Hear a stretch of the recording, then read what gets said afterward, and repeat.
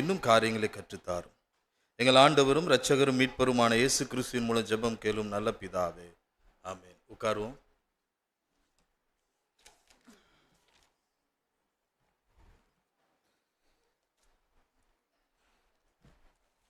Matthew chapter 27 verse 46. மத்தேயு 27ஆம் அதிகாரம் 46ஆம் வசனம் நானே வாசிக்கிறேன் உங்களுக்காக. 9ஆம் மணி நேரத்தில் இயேசு ஏலி ஏலி லாமா சபக்தானி என்று மிகுந்த சத்தமிட்டு கூப்பிட்டார். அதற்கு என் தேவனே என் தேவனே ஏன் என்னை கைவிட்டீர் என்று அர்த்தமாம். நான் டிப்ளமோ படிக்கும்போது டெக்னிக்கல் டிராயிங்னு ஒரு சப்ஜெக்ட் உண்டு. இப்போ எல்லாருக்கும் எக்ஸாம் நடந்துகிட்ருக்கு. அந்த சப்ஜெக்ட் எக்ஸாம் வந்துச்சு. கிளாஸில் போய் உட்காந்துருந்தேன். கொஸ்டின் பேப்பரை திருப்பினோடனே நான் படித்தது எதுவுமே இல்லை.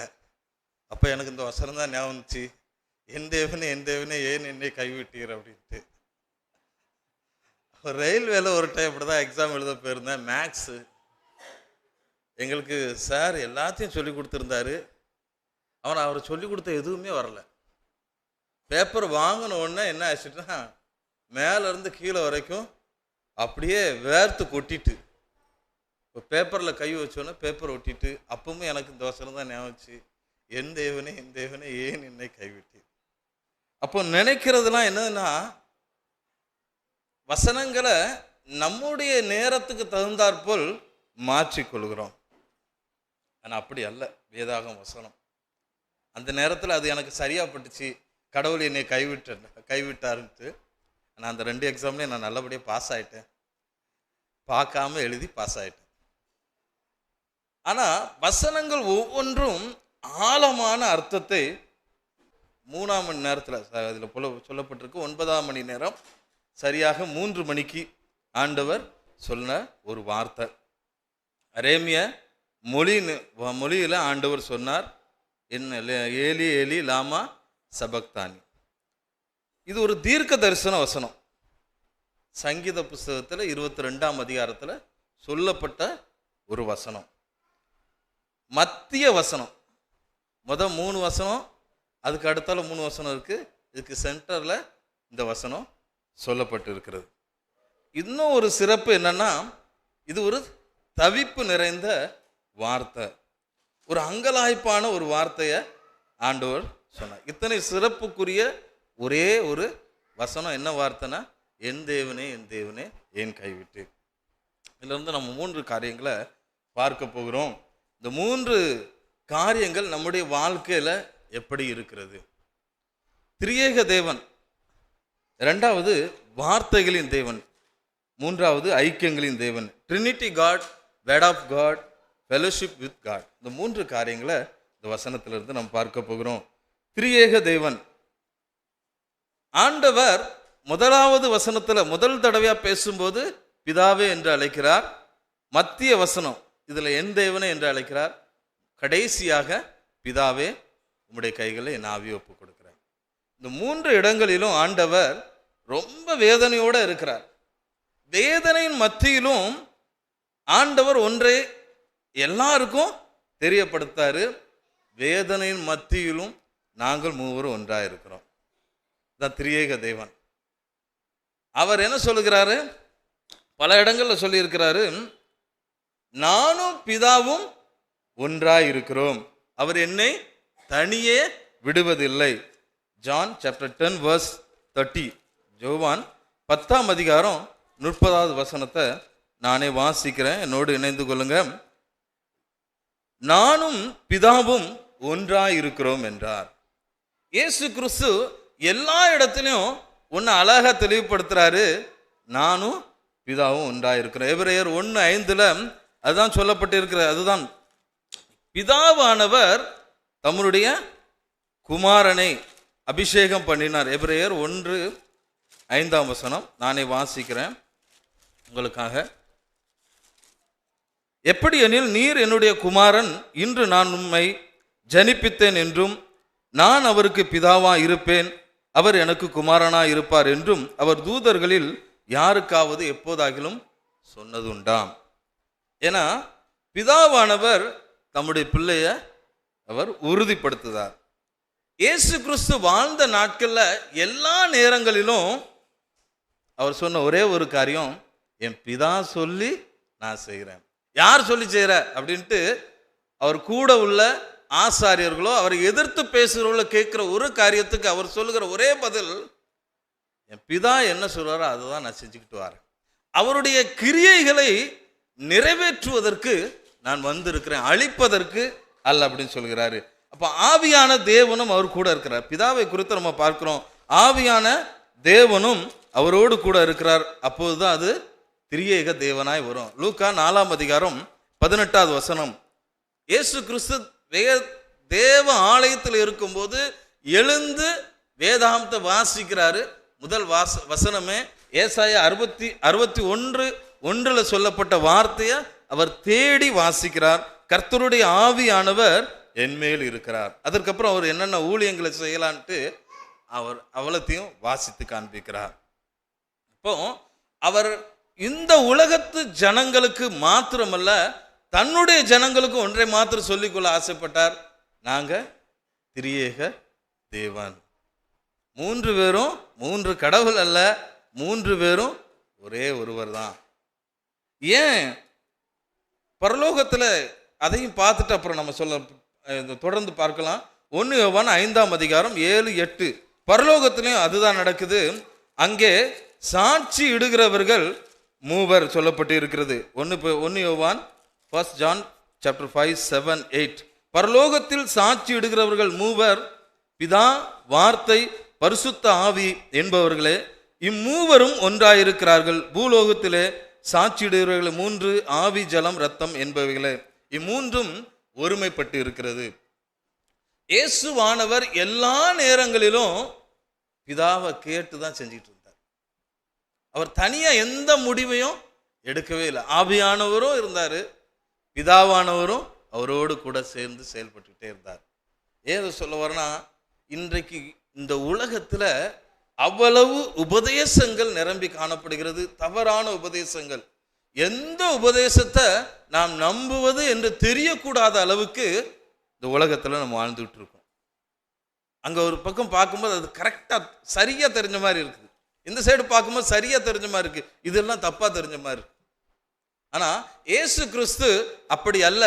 ஒரே ஒரு காரியத்தை ஒருத்தர் சொல்றாங்க இயேசு மாத்திரமே, ஒருத்தங்க சொல்றாங்க இயேசுவினுடைய கிருபை மாத்திரமே, இன்னொரு கூட்டம் சொல்றது அவர் அன்பு மாத்திரம்தான், இன்னொருத்தவங்க சொல்றாங்க யெகோவா மாத்திரம்தான். இப்படி பல விதங்களை சொல்றாரு. ஆனா இந்த மூவருக்கும் ஒரு வித்தியாசமான குணங்கள். அவர் அன்புள்ளவர், கண்டிப்பானவர், எச்சரிக்கை கொடுக்கிற தேவன், நியாயாதிபதி, எல்லா ரூபத்திலும் வெளிப்படும். அவர் ஒரு ரூபத்தில் மாத்திரமல்ல, எந்த நேரத்தில் எப்படி செயல்பட வேண்டிய கூடிய ஒரு தன்மை உள்ள தேவனாய் இருக்கிறார். ஆனா இந்த உலகத்துல நாம எப்படி அவரை காண்பிக்கிறோம்? அவர் அன்புள்ளவர் மாத்திரம் அப்படின்னு சொல்லி ஒரு கூட்டமா காண்பிக்கிறோம். அப்படிதான் நாமளும் விரும்புதோம். நான் எவ்வளவு தப்பு பண்ணாலும் நீங்க என்ன பண்ணணும்? கண்டுகிடவே கூடாது, சிரிச்சுக்கிட்டே இருக்கணும். அந்த தேவன் எனக்கு ரொம்ப நல்ல தேவன். அப்படி அல்ல, நீங்களும் நானும் அவருக்கு அள்ளி கொடுத்தாலும் நான் தப்பு செஞ்சானா தப்புன்னு தான் சொல்லுவார். அப்படிப்பட்ட தேவனுடைய ஆளுகைக்குள்ள இருக்கிறோம். அதனாலதான் அவருடைய கஷ்டத்தின் மத்தியிலும், தொங்கிக்கிட்டு இருக்கிற நேரத்திலும், வேதனையின் மத்தியிலும் நாங்களும் மூவரும் ஒன்றாய் இருக்கிறோம். அதை அழகா மென்ஷன் பண்ணி காமிச்சார். அதனாலதான் என் தேவனே என் தேவனே என்று சொன்னார். நம்முடைய வாழ்க்கையில நிறைய நேரம், நம்முடைய கிறிஸ்தவ வாழ்க்கையில நிறைய நேரம் நம்ம இப்படிப்பட்ட உபதேசங்களை பார்க்கும்போது ஒன்றை மாத்திரம் புரிந்து கொள்ளணும். யார் என்ன சொன்னாலும் இதுதான் கரெக்டு அப்படின்னு சொன்னாலும் நம்ம சோர்ந்து போயிடக்கூடாது. வேதாகமத்தில் இல்லைன்னா குழம்பி போயிடக்கூடாது. வேதாகமத்தில் இவையெல்லாம் தெளிவாக எழுதப்பட்டு இருக்கிறது. ஒரே ஒரு காரியத்தை இந்த பகுதியில் சொல்லி முடிக்கிறேன். எங்கள் வீட்டுக்கு நான் ஒரு 3 பேர் வந்திருந்தாங்க. எடுத்த உடனே அவங்க என்கிட்ட கேட்டாங்க, உங்களுக்கு நாங்கள் ஆண்டவரை பற்றி சொல்லுகிறவங்க, ஆண்டவரை பற்றி சொல்ல, சரி வாக்க உட்காருங்க அப்படின்னு. அவங்க சொன்னாங்க, நீங்கள் பைபிள் படிப்பீங்களா? நான் பைபிள் படிப்பேன். உங்களுக்கு எந்த லாங்குவேஜ்னாங்க? அப்போ அவங்கெல்லாம் ஹிந்திக்காரங்க இருந்ததுனால நீங்கள் ஹிந்தியிலே சொல்லுங்கள், நான் ஹிந்தி பைபிளே எடுத்து வாசிக்கிறேன் அப்படின்னு. உடனே பைபிளை எடுத்த உடனே பின்னாலே போயிட்டாங்க. எங்கே போயிட்டாங்க? வெளிப்படுத்தல் வாங்க. அப்போ வெளிப்படுத்தல் ஒரு வசனத்தை காமிச்சாங்க. இந்த வேத வசனத்தோடு ஒன்றை கூட்டினாலும் குறைச்சாலும் இதில் உள்ள வாதம் எல்லாம் உங்களுக்கு வந்து சேரும். படிச்சிட்டீங்களா அப்படின்னா நீங்கள் நான் எப்படி சொல்லுதுன்னு அப்படி தான் அவங்களுக்கு சொன்னாங்க என்கிட்ட. நான் படிச்சுட்டேன்னு. அப்புறம் நேராக எங்கே போயிட்டாங்க? ஆதியாமத்துக்கு போயிட்டாங்க. ஆதியாமத்தில் போனோன்னா அவர் ஓய்வு நாளை குறித்து அவங்க பேசினாங்க. ஓய்வு நாள்னா எந்த நாளும் தெரியுமா அப்படின்னு கேட்டாங்க. நான் ஓய்வு நாள்னா சனிக்கிழமை தான் அப்படின்னு. இல்லை சனிக்கிழமை தானே, அப்போ நீங்கள் ஞாயிற்றுக்கிழமை சர்ச்சு போகிறீங்க. அதுக்கு என்ன, இந்தியாவில் ஞாயிற்றுக்கிழமை லீவு, அதனால் ஞாயிற்றுக்கிழமை போகிறோம். வேதாகப்படி சனிக்கிழமை ஓய்வு நாள் தான். வெளிநாட்டில் போனீங்கன்னா வெள்ளிக்கிழமை சில இடத்துல இருக்குது, சில இடத்துல திங்கக்கிழமை லீவு இருக்குது. எதையாச்சும் ஒரு நாள். ஆனால் எல்லா நாளும் நம்ம கூடி ஜெபிக்கணும். 6 நாள் வேலை செய்தோம், ஒரு நாள் ஆண்டவர் ஆராதிக்கணும். நாளில் ஒரு பிரச்சனை இல்லை. ஐயோ நீங்கள் தப்பு செய்தீங்களா, இப்போ தானே இந்த வசனத்தை படித்தீங்க. அப்போ ரோமரில் அவர்கிட்ட சொன்னேன், அவங்களுக்கு கற்றுக் கொடுத்தது அவ்வளோதான். அவங்க என்னை பயங்காட்டினாங்க. அப்போ ரோமரில் ஒரு வசனம் இருக்குது, நீங்கள் படித்தீங்களா அப்படின்னு. அப்படியா, எங்கே இருக்குது அப்படின்னா, ரோமரில் நாளை எப்படி அனுசரிக்க வேண்டும் என்று விரும்புகிறான். ஒருத்தன் விசேஷமாக அனுபவிக்கணும் விரும்பினானா அது அவனுக்கு ஆசீர்வாதம் தான். ஒருத்தன் இந்த நாளை விசேஷமாக எண்ணாமல் போனாலும் அவனுக்கு ஒரு நட்டம் கிடையாதுன்னு எழுதப்பட்டிருக்கு. அந்த வசனம் தெரியுமா அப்படின்னு கேட்டேன். அப்படியா, அது எங்கே இருக்குது அப்படின்னு கேட்டாங்க. போய் படிங்க, முதல்ல பைபிளை படிங்க. இருக்க ஆட்களை குழப்பாதீங்க. இன்னும் சொல்ல வேண்டிய மக்கள், சொல்லப்பட வேண்டிய மக்கள் ஒரு பெருங்கூட்டம் இருக்குது. வேணா என் கூட வாங்க, நான் கூட்டு போகிறேன். என்ன அன்னைக்கு போனவங்க இன்னைக்கு வர வரல. அப்போ இப்படிப்பட்ட குழப்பமான உபதேசங்கள் நம்முடைய தேசத்துல நிரம்பி இருக்கு. இவர்கள் இருந்து நம்மை காப்பாற்றிக் கொள்ள வேண்டுமானால் பிதா அந்த கஷ்டத்தின் மத்தியிலும் தன்னுடைய சுயநிலையை இழந்து போகவில்லை. நம்ம எப்போதும் சரியாக கிறிஸ்துவுக்குள்ள இருந்து கொள்வோம். 2வது வேர்ட் ஆஃப் காட், வசனங்களின் வார்த்தைகளின் தேவன். வசனங்களின் தேவன் இயேசு கிறிஸ்து தேவனுடைய வார்த்தைக்கு அளவில்லாத முக்கியத்துவம் கொடுத்தார். இயேசு கிறிஸ்து தன்னுடைய பிதா சொல்ல வார்த்தைகள் தவறி எதையுமே அதிகமாக செய்யலை. அவர் என்ன சொன்னாரோ அதை மாத்திரம் செய்தார். மத்தேயு 5ஆம் அதிகாரம் 17-18, மேத்யூ சாப்டர் 5 verse 17-18 உங்களுக்காக நான் வாசிக்கிறேன். என்னோடு கூட இணைந்து கொள்ளுங்க. நியாயப்பிரமாணத்தை ஆனாலும் தீர்க்க தரிசனங்களை ஆனாலும் அழிக்கிறதற்கு வந்தேன் என்று எண்ணிக்கொள்ளாதேங்கள். அழிக்கிறதற்கு அல்ல, நிறைவேற்றுகிறதற்கே வந்தேன். வானமும் பூமியும் ஒளிந்து போனாலும் நியாயப்பிரமாணத்தில் உள்ளதெல்லாம் நிறைவேறும் அளவும் அதில் ஒரு சிறு எழுத்தாகிலும் ஒரு எழுத்தின் உறுப்பாகிலும் ஒளிந்து போகாது என்று மெய்யாகவே உங்களுக்கு சொல்லுகிறேன். இயேசு கிறிஸ்துவை குறித்து அங்குள்ள ஜனங்களுக்கு ஒரு சந்தேகம். இவர் எங்களுடைய வேதத்தை அழிக்க வந்தவர். அவர் சொன்னார், நான் ஆண்டவருடைய கட்டளையை நிறைவேற்ற வந்த ஆலியா. அவருடைய ஒரு எழுத்து, அதில் உள்ள ஒரு உறுப்பு, அதில் ஒரு பார்ட்டு அழிந்து போனுச்சுன்னா அந்த உலகம் அழிந்து போகிறது சரி, ஆனால் அந்த வேதத்தின் வார்த்தை அழியக்கூடாது, அதில் நான் உறுதியாக இருக்கேன் அப்படி சொன்னார். அப்போ இயேசு கிறிஸ்துவுக்கு நன்றாக தெரியும் ஏன் வேதாகமத்தை வார்த்தைக்கு முக்கியத்துவம் கொடுக்க வேண்டும் என்று. நீதிமொழிகள் 28:4 வசனம், ப்ராவர்ப் சாப்டர் 28 verse 4, நீதிமொழிகள் 28:4, வேத பிரமாணத்தை விட்டு விலகுகிறவர்கள் துன்மார்க்கரை புகழுகிறார்கள், வேத பிரமாணத்தை கை கொள்ளுகிறவர்களோ அவர்களோடு போராடுகிறார்கள். வேத வசனத்தின் படி வாழ்கிற வாழ்க்கை, வேத வசனத்தை கை கொண்டு வாழ்கிற வாழ்க்கையை பிசாசானவனோடு போராடுதோமா. அதன்படி வாழ்கிற வாழ்க்கை நம்ம யாருக்கு எதிராக நின்றுட்டு இருக்கோம்? அந்தகார லோகாதிபதிகளோடு சண்டை போட்டு கொண்டு இருக்கிறோம். அதை விட்டு விலகுறோம். இல்லைன்னா வேதாகமத்தின்படி நாம நடக்கலைனாவே அவங்கள என்ன பண்ணிட்டு இருக்கோம்? குளோரிஃபை பண்ணிட்டு இருக்கோம். போய் பெருசா போய் வெளியில போய் நீங்க ஆராதிக்கலாம் வேண்டாம். நம்ம இங்க ஆராதிக்கிறது போல இங்க வந்து ஆராதிச்சுட்டு இருப்போம், ஆனா அவனை குளோரிஃபை பண்ணிட்டு இருப்போம், அவனை புகழ்ந்து கொண்டு இருக்கிறோம். இயேசுவுக்கு நன்றாய் தெரிந்ததுனால தான், இதை குறித்து நன்றாய் தெரிந்ததுனால தான் அவர் என்ன சொன்னாரு? நான் வேதத்தின் வார்த்தைகளை நிறைவேற்ற வந்தேன். இந்த வசனம் ஒரு தீர்க்க தரிசன வசனம், ப்ராஃபட்டிக் வேர்ஸ். சங்கீதம் 22:1 சொல்லப்பட்ட ஒரு வார்த்தை. சங்கீதம் 22:1 முதல் பகுதி என்ன ஆரம்பிக்குது? என் தேவனே என் தேவனே ஏன் என்னை கைவிட்டு. அதுக்கு அடுத்த பகுதி முழுவதும் என்ன போட்டிருக்கோம்? இவங்கெல்லாம் என்னை நெருக்குதாங்க, என்னை கிண்டல் பண்ணுதாங்க, தலையை துலுக்கி உனக்கு வேணும் அப்படின்ட்டு என்னை பார்த்து பரியாசம் பண்ணுதாங்க. இதெல்லாம் அதில் சொல்லப்பட்டிருக்கு இந்த வசனத்துக்கு அடுத்தால. ஆனால் லூக்கா 27:39-44 வரைக்கும், மார்க்கு 15:29-32 வரைக்கும், லூக்கா 23:35-39 வரைக்கும் இந்த வசனத்தினுடைய பின்பகுதியெல்லாம் அதில் முன்னால சொல்லப்பட்டிருக்கு. அதில் ஒரு காரியத்தை மாத்திரம், ஒரு வசனத்தை மாத்திரம் நம்ம எடுத்துக்கொள்வோம். மத்தேயு 27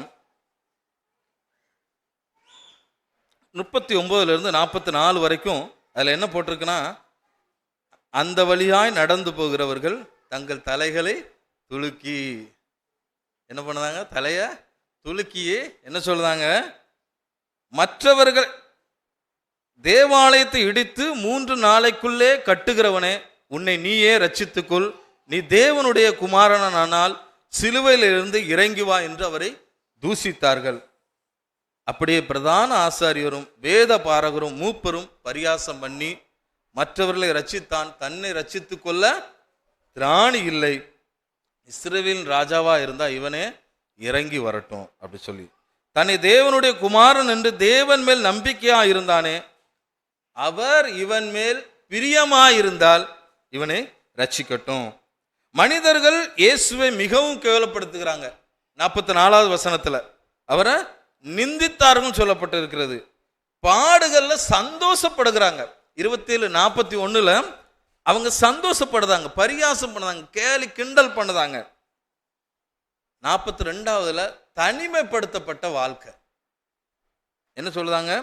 மற்றவங்களுக்கு விடுதலை கொடுத்த, மற்றவங்களுக்கு ஜெபம் பண்ணுனா, இப்போ உன்னையே நீ ஜெபம் பண்ணி காப்பாத்திக்கோ.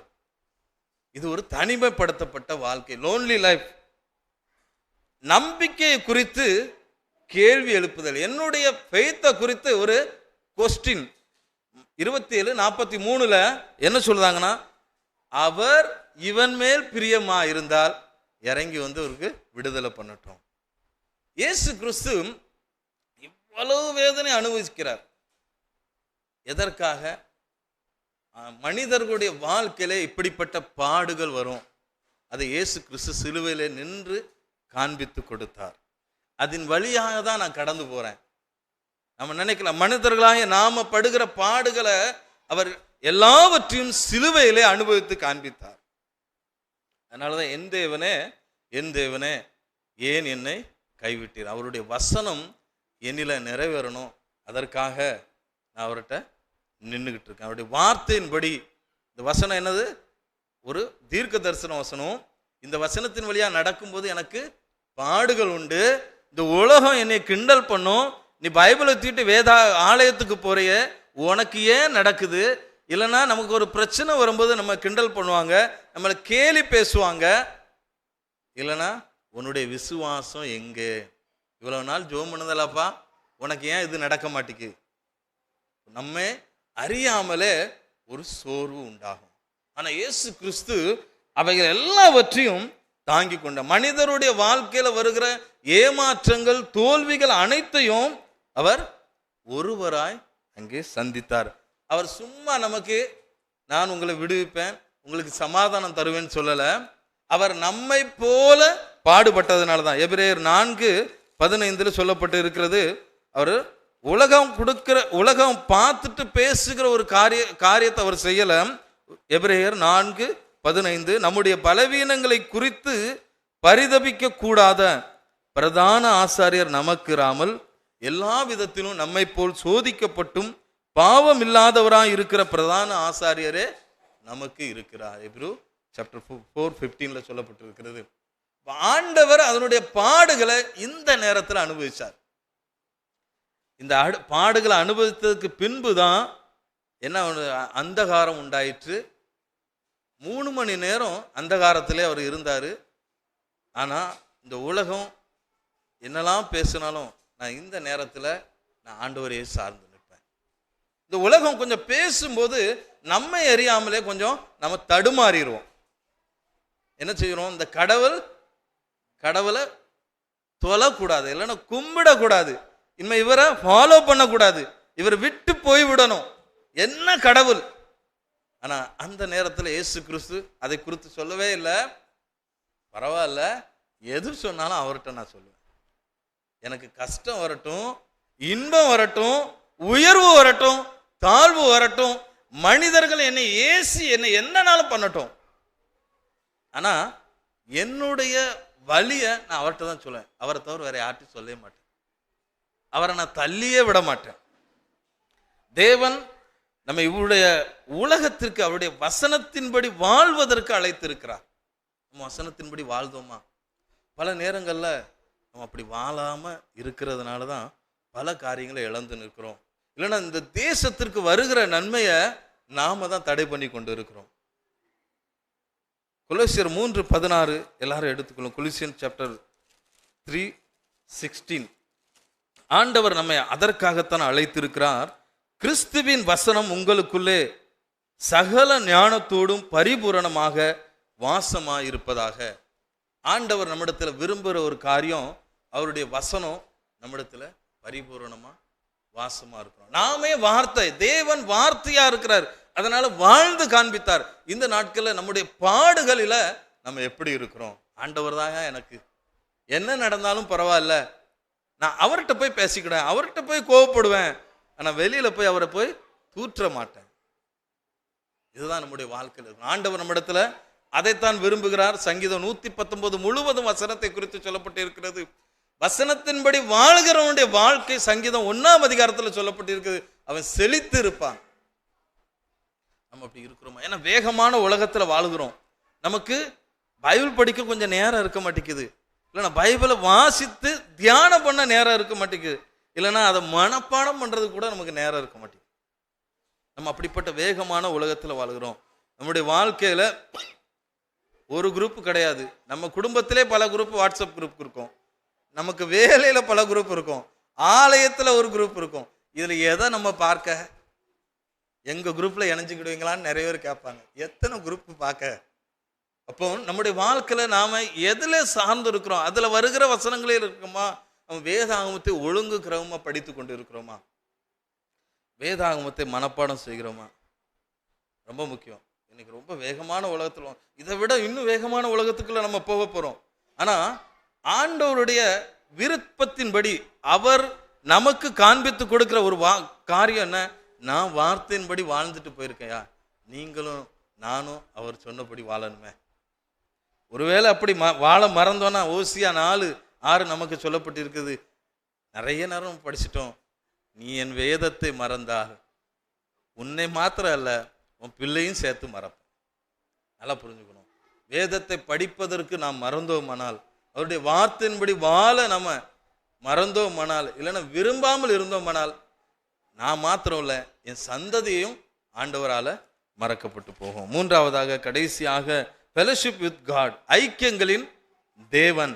இயேசு கிறிஸ்து ஐக்கியத்தை விரும்புகிற ஒரு தேவன். அவர் அதையே நம்ம ஃபாலோ பண்ண சொல்லுகிறார். இங்க இதை பின்பற்றி வாங்க அப்படின்னு சொல்லுகிறார். ஏன் என் தேவனே, என் தேவனே, ஏன் என்னை கைவிட்டீர்? கடைசி பகுதியை நான் எடுத்திருக்கிறேன். ஏன் என்னை கைவிட்டீர்? ஜான் சாப்டர் 8:29, யோவான் 8ஆம் அதிகாரம் 9வது வசனத்துல ஒரு அழகா சொல்லுறாரு, நானும் பிதாவும் ஒன்றாய் இருக்கிறோம். யோவான் 8:29 நான் உங்களுக்காக வாசிக்கிறேன். என்னை அனுப்பினவர் என்னுடனே கூட இருக்கிறார். பிதாவுக்கு பிரியமானவர்களை நான் எப்பொழுதும் செய்கிறபடியால் அவர் என்னை தனியே இருக்க விடுவதில்லை. பிதாவும் இயேசு கிறிஸ்துவும் ஆவியானவர் எப்போது ஒன்றாயிருந்தாங்க. 10:30 வாசித்தபடி கடைசி பகுதியில் 10:30 நானும் பிதாவும் ஒன்றாய் இருக்கிறோம். இயேசு கிறிஸ்து அதை அழகா பல இடங்கள்ல சொல்லி காண்பிக்கிறார். இந்த சிலுவையில் பக்கத்துல வர்றதுக்கு முன்னால ஒரு 2 நபர்களை மாத்திரம் நம்ம பார்த்துட்டு வருவோம். ஏன் இயேசு கிறிஸ்து இதை விரும்பினார்? சிலுவையில் நம்ம பல நேரம் கேள்விப்பட்டிருப்போம், இல்லைன்னா இதுவரைக்கும் அபியாசித்து வந்திருப்போம். இயேசு கிறிஸ்து தேவன் தம்முடைய முகத்தை மறைத்தார், அதனால் அவர் கலங்கினார். அதெல்லாம் எனக்கு தெரியல. ஆனா இயேசு கிறிஸ்து அவரோடு இணைந்து இருக்கிறது எப்போதுமே விரும்பினாரு. ஒரு நிமிஷம் பிதாவை விட்டு பிரிய அவர் ஒருபோதும் விரும்பினதில்லை.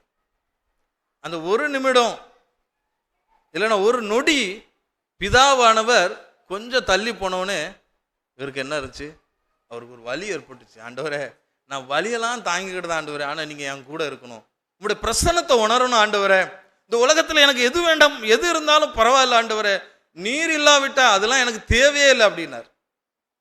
எது இல்லாட்டியும் பரவாயில்ல, நீர் இல்லாவிட்டால அது எனக்கு தேவையே இல்லை, அது இருந்தாலும் எனக்கு தேவையில்லை. அதனால தான் அவர் சிலுவையில் தொங்கிட்டு இருக்கும்போது இந்த ஒரு தவிப்பை வெளிப்படுத்தினார். இயேசு கிறிஸ்துவுக்கு முன்னால் நிறைய பேர் இருக்காங்க. 2 பேரை மாத்திரம் நம்ம பார்க்க போகிறோம். எக்ஸோடஸ் 33:15, யாத்ராகமோ 33:15 நமக்கு நல்ல தெரிந்த சம்பவம். மோசே சொல்லுகிறார், யாத்ராகமம் 33:15, அதற்கு முன்பாக ஜனங்கள் எங்களை வழிநடத்தி கொண்டு வந்த மோசேக்கு ஏதோ ஆயிட்டுப்பா, எங்களுக்கு எதையாச்சும் ஒன்று உண்டு பண்ணித்தா அப்படின்னோடனே, இப்போ தங்க ரேட்டு கூட, அப்போ இருக்க எல்லாத்தையும் தங்கத்தையும் கொண்டு வா அப்படின்னு சொல்லிட்டு அன்னைக்கு ஒரு கண்ணுக்குட்டியை உருவாக்கிட்டாரு. ஆரோன் உருவாக்கி இதுதான் உங்களை முன்னடத்தி வந்த தெய்வங்கள் என்று சொல்லி வணங்கி கொள்ள சொன்னாங்க. அதற்கு பின்பதாக ஆண்டவர் வந்து கோபப்பட்டாரு. என்ன சொன்னார்னா, இந்த ஜனங்கள் வணங்கா கழுத்துள்ள ஜனங்கள், உங்க கூட நான் வரமாட்டேன். மோசே என்ன சொல்றாரு 33:15, அப்பொழுது மோசே அவரை நோக்கி, பிதாவை நோக்கி, உம்முடைய சமூகம் என்னோட கூட செல்லாமற் போனால் எங்களை இவ்விடத்திலிருந்து கொண்டு போகாதிரும். மோசே ஆண்டவருடைய பிரசன்னத்தை விரும்பினாரு. ஆண்டவரே, நீர் இல்லைன்னா எங்களுக்கு எதுவுமே தேவையில்ல ஆண்டவரே, நீர் தான் எங்களை நடத்திட்டு வந்தீரு, இப்ப நீரே போயிட்டே இருக்குன்னா நான் என்ன செய்ய ஆண்டவரே, வேண்டாம், எங்களை இங்க இடத்து கூட்டே போக வேண்டாம், நாங்க இங்கே இருக்கிறோம், எப்போ உமக்கு நாங்க பிரியமா இருக்கோமோ அது வரைக்கும் நாங்க இங்கே இருக்கிறோம். அவர் பிரசன்னத்தை விரும்பினாரு. அவர் போகலாம். அதுக்கு முந்தின பகுதியில் நீங்க பார்த்தீங்கன்னா 33:1 வரைக்கும் ஆண்டவர் இல்லாமல் ஆண்டவர் நம்மளை ஆசீர்வாதமா அழைக்க முடியும். இதுக்கு இந்த 3 வசனமே பெரிய ஆதாரம். ஆண்டவர் நம்ம கூட இல்லாம ஆண்டவர் நம்மளை ஆசீர்வதிக்க முடியும். ஆண்டவர் என்ன சொன்னாரு, நீங்க போங்க, உங்களுக்கு முன்னால் ஒரு தூதன் அனுப்பேன், எத்தனை எதிரி வந்தாலும் அவன் உங்களை காப்பாற்றுவான், அதுல இருந்து விடுவித்து உங்களை நடத்திக்கிட்டு போவான், ஆனா வழியில நான் உங்க கூட இருக்க மாட்டேன். இந்த ஜனங்களை வழி நடத்துறதுக்கு தூதன் அனுப்புவாரு, அவன் ஆசீர்வாதமா இருக்கணும், எல்லாவற்றையும் கொடுப்பாரு, ஆனா நான் உங்க கூட இருக்க மாட்டேன். மோசைக்கு அதுதான் ரொம்ப வலிச்சிச்சு.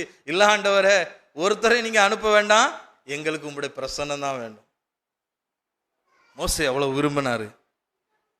2வது, யோபுவுக்கு நல்லா தெரிஞ்சிருந்துச்சு. யோபு 29:2-3.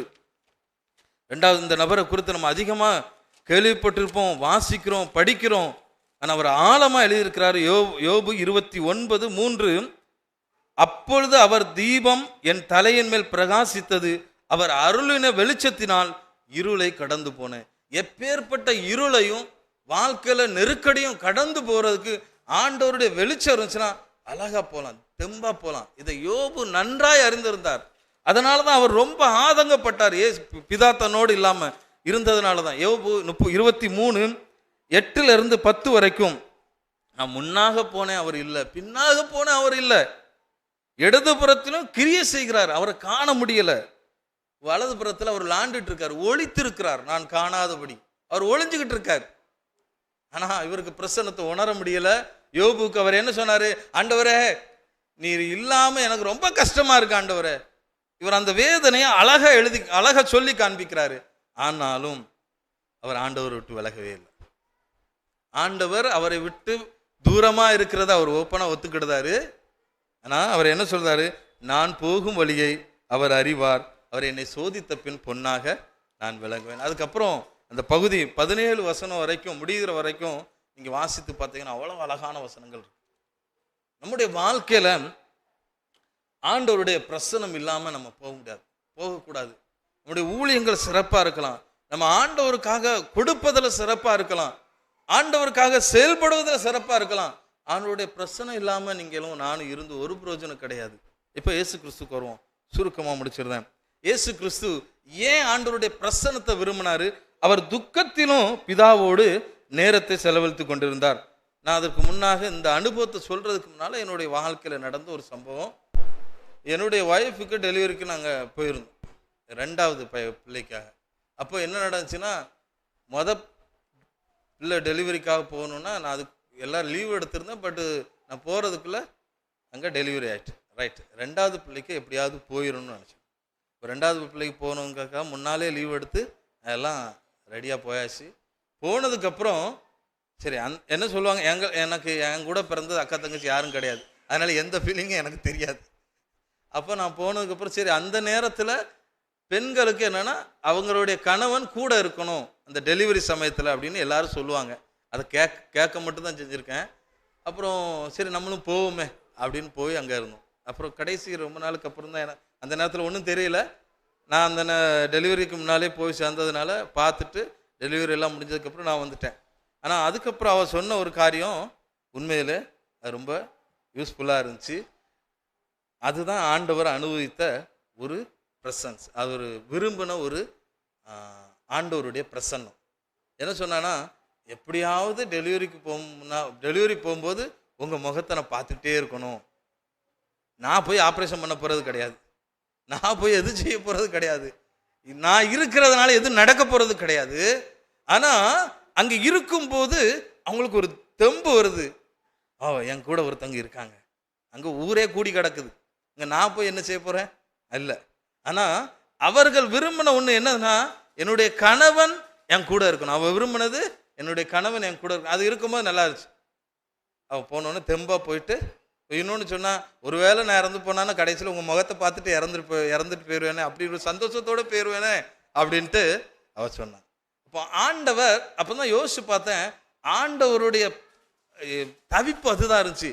ஆண்டவரே, நான் எவ்வளவு நாளும் பாடுபட ரெடியாக இருக்கிறேன், ஆனால் உங்களுடைய பிரசன்னம் நீர் என் கூட இருக்கிறத நான் உணரணும், அந்த ஃபீலிங் எனக்கு இருந்துக்கிட்டே இருக்கணும். இப்போ அந்த நேரத்தில் நான் உணரலையே அப்படிங்கிறத ஆண்டவர் இங்கே சொல்ல ஆரம்பிக்கிறார்.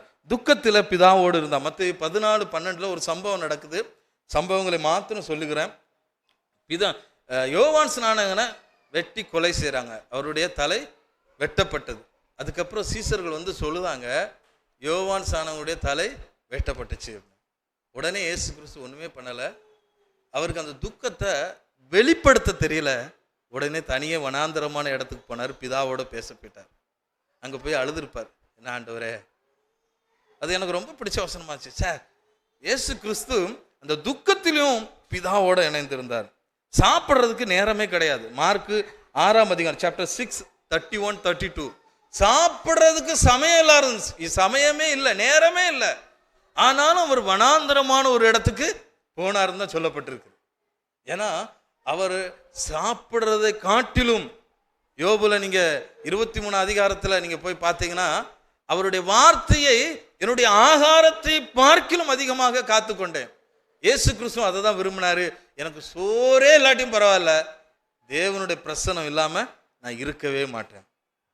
அதிகாலையில் மார்க் 1:35 அவர் அதிகாலையில் எழுந்து தனியே ஒரு இடத்துக்கு போய் ஜெபம் பண்ண போனார். நம்முடைய வேலைகள் சூழ்நிலைகள் எப்படி இருக்கலாம், ஒருத்தங்களுக்கு நைட்டு இருக்கலாம், பகல் இருக்கலாம். ஆனால் ஆண்டவர் இந்த நாட்கள் நமக்கு சொல்லுகிறது, நைட்டு டியூட்டி பார்க்குறவங்கள அதிகாலையில் போய் பண்ணுங்கன்னு சொல்ல முடியாது. ஆனால் வீட்டுக்கு வந்ததுக்கப்புறம் அவரோட பேசுகிற நேரத்தை விட்டுறாதீங்க. எந்த நேரத்தில் எந்திரிக்குமோ ஒரு மணி நேரத்தை ஆண்டவருக்காக கொடுப்போம். சந்தோஷத்தில் மத்தேயு 14:15-22 வரைக்கும், மேத்யூ சாப்டர் 14 verse 15-22, அங்கே 5 அப்பம் 2 மீன் எல்லாத்துக்கும் கொடுத்தாச்சு, 5000 பேருக்கு கொடுத்தாச்சு. இப்போ ஒரு ஊழியம் பெரிய சக்சஸ். 5000 பேர் புருஷர்கள் மட்டும் தான் கொடுத்துருக்காங்க, ஒன்லி ஜென்ஸ்க்கு மட்டும் தான் கொடுத்துருக்காங்க. இன்னும் லேடிஸு சின்ன பிள்ளைகள் இது எல்லாரையுமே கணக்கு படலை. அப்போ எவ்வளோ பெரிய ஒரு அற்புதம் நடந்திருக்கு. நம்மனா என்ன செஞ்சுட்டு இருப்போம், ஆண்டவர் செய்த அற்புதங்களை சொல்லுவோமாக. இல்லைன்னா நான் தான் என் மூலமாக தான் இப்போ அற்புதம் நடந்துச்சு, அப்போ சரி கொஞ்ச நேரம் உட்காந்துருப்போம், எல்லாரும் முன்னாலே உட்காந்தோன்னே எல்லாரும் புகழ்ந்து என்னை புகழ்ந்து பேசிகிட்டு இருப்பீங்க. ஆனால் இயேசு கிறிஸ்து அந்த ஒரு சம்பவத்தை நான் பார்த்தேன். அவர் 12 கூட நிறைய எல்லாத்தையும் கொடுத்து அனுப்பிவிட்டுட்டு, சீசரில் அனுப்பிவிட்டு அவர் மலை உச்சியில் போய் உட்கார்ந்து பிதாவோடு தனித்திருந்தார். அந்த வசனத்தை நீங்கள் படிங்க.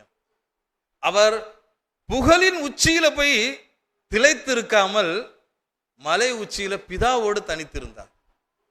ரொம்ப சந்தோஷமா இருந்துச்சு. ஆண்டவரே, இந்த அனுபவம் தான் வேணும். நம்முடைய வெற்றியில நான் சாதிச்சேன் அப்படிங்கிறத ஆண்டவர் எங்கேயுமே காண்பிக்கல. அவர் எப்போதுமே விரும்பினது, ஆண்டவருடைய பிரசன்னம் எனக்கு இருக்கணும், பிதாவோடு நாங்கள் இணைந்து இருக்கிறோம், எனக்கு வெற்றியோ தோல்வி எனக்கு அது தேவையே இல்லை. ஆனால் பிரசன்னம் இல்லாமல் நான் வாழ முடியாது. ஆண்டவர் என்னோட இருக்கிற அனுபவம் இல்லாமல் வாழ முடியாது. அதுதான் ஆண்டவர் ரொம்ப விரும்பினாரு. நம்முடைய வாழ்க்கையில நம்ம எப்படி இருக்கிறோம்? ஜெப நேரத்தை நம்ம இன்னும் அதிகப்படுத்திக்கொள்ளும். அநேக ஜெப நேரங்கள் நடக்குது, ஆன்லைன்ல நடக்குது, ஆனா நம்ம வாழ்க்கையில நடக்கலை. அதுதான் உண்மை. அங்க அது பாட்டில் சாலு பண்ணிட்டு வச்சிருவாங்க, இங்க இருந்து போன் பேசிட்டு இருப்பாங்க. அப்படி அல்ல. நம்முடைய வாழ்க்கையில யாரோ ஜெபம் பண்ணுறாங்க அதனால நான் பங்கு பெறுறேன், அப்படி அல்ல. என்னுடைய தனிப்பட்ட ஜெப நேரம் எப்போதும் பிதாவோடு அதிகமாக இருக்கணும். நம்ம ரொம்ப வேகமான உலகத்தில் வாழ்ந்தோம், தேவை உள்ள உலகத்தில் வாழுதோம். எனக்கும் உங்களுக்கும் தேவை அதிகமாக இருக்கிறது, நெருக்கடி அதிகமாக இருக்கிறது. ஆனால் ஆண்டவர் நம்மிடத்துல, உங்களிடத்திலும் என்னிடத்திலும் அதுதான் ஆண்டவர் விரும்புகிறாரு. என்னோடு பேசிக்கிட்டே இருக்கணும், ஆண்டவரோடு நம்முடைய நேரத்தை செலவழிப்போம்.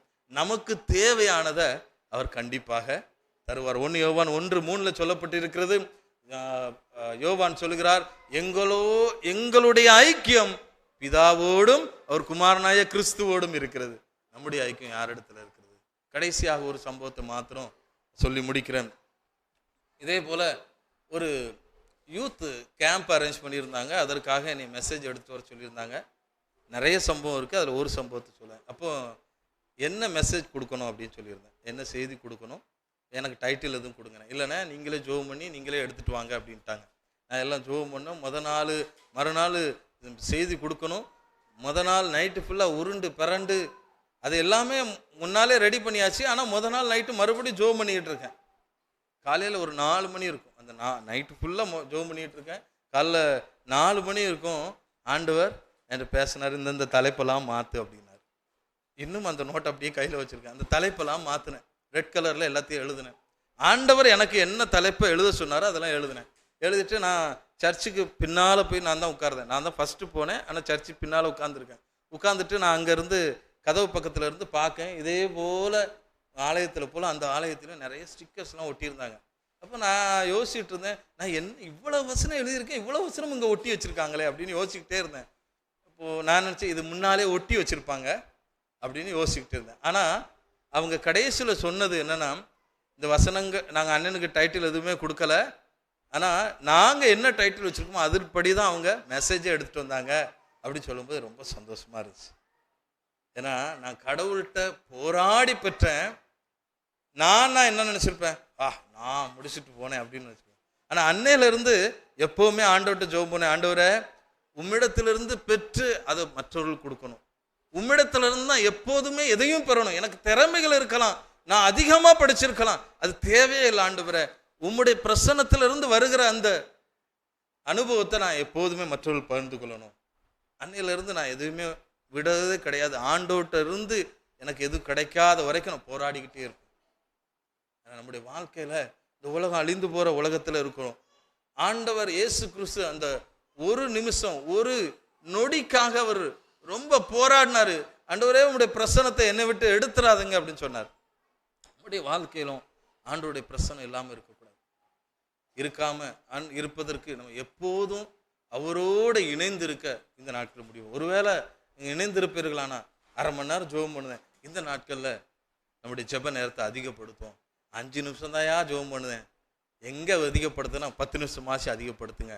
ஆண்டவர் பெரிய காரியம் செய்வார். நம்மை கொண்டு இந்த தேசத்தில் பெரிய காரியங்களை செய்யணும். பல இக்கட்டான சூழ்நிலையில் இருக்கிறோம்.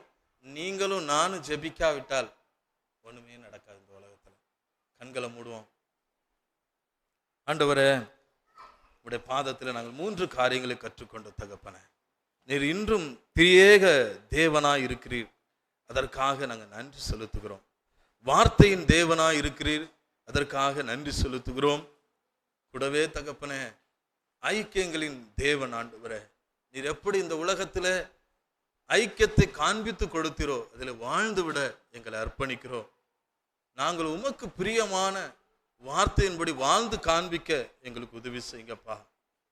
ஆண்டவரே, உபதேச குளறுபடிகளில் நாங்கள் சிக்கி இந்த உலகத்தை விட்டு உம்மை விட்டு நாங்கள் போய்விடாதபடிக்கு உலகத்தில் இருந்து உம்மை உயர்த்த எங்களுக்கு உதவி செய்யும் ஆண்டவரே. எங்களை முழுவதும் அர்ப்பணிக்கிறோம், காத்துக்கொள்ளும். எங்கள் ஆண்டவரும் இரட்சகரும் மீட்பருமான இயேசு கிறிஸ்துவின் மூலம் ஜெபம் கேளும் நல்ல பிதாவே, ஆமென்.